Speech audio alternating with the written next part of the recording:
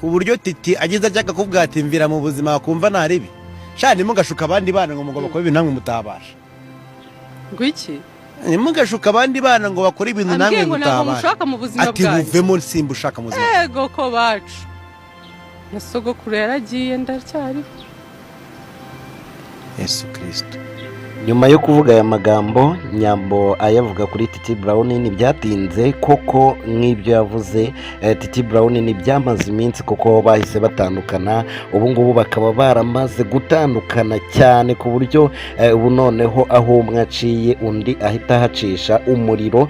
Ni urwango rukomeye cyane. Reka mwumve n'uyu nguyu inama yagiriye Titi Brown. Nubwo wowe Titi wakibabarira Nyambo bizahora bikurya ku mutima, kandi biriya bintu nutabyendamo gake Nyambo azakubabaza umutima wawe uzamera nk'intuzi n'igishihe.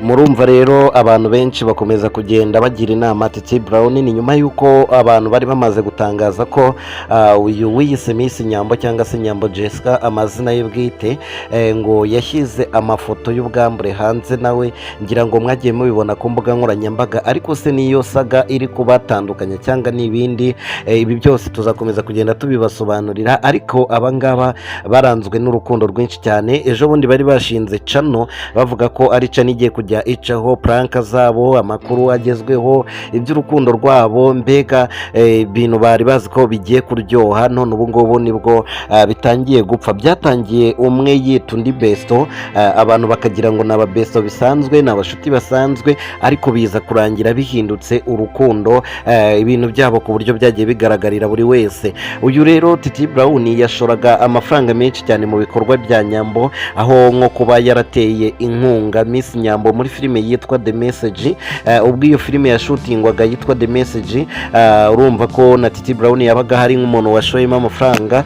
Rero ni ibikorwa byinshi bari bafatanyije bo ubwabo. Abantu rero bakeka yuko bishobora kuba bigiye inama zo gusenya nyine ibikorwa byabo, ariko abari ku ruhande rwa Nyambo hari inama bagira Nyambo, abari ku ruhande rwa Titi Brown hari uruhare babigiramo kuba bamugira inama. Ese weho nimba wakundaga couple yabo cyangwa se wabafanaga, nihe nama wagira Titi Brown, nihe nama wagira Nyambo nyuma y'ibyabaye byose, nyuma ya saga zose mwagiye mwumva, nihe nama wabagira? Ngenge namugezaho amakuru atandukanye ya showbiz ndetse n'andi makuru yose agiye atandukanye aba avugwa hirya no hino mu Rwanda. Reka nizere ko iyi nkuru yo igushimishije ndetse ugiye kuma ibitekerezo byawe muri comment, tukabasha kugendana neza gatanu ku kandi. Gukora subscribe ni nk'inshuti zacu cyangwa se nk'umuryango wacu, ni inyungu zawe kurenza twebwe. Ubwo urumva rero ni ubushake bwawe kuri bwawe kandi cyangwa kuyihorera bitewe n'amakuru wumva atambuka kuri iyi channel.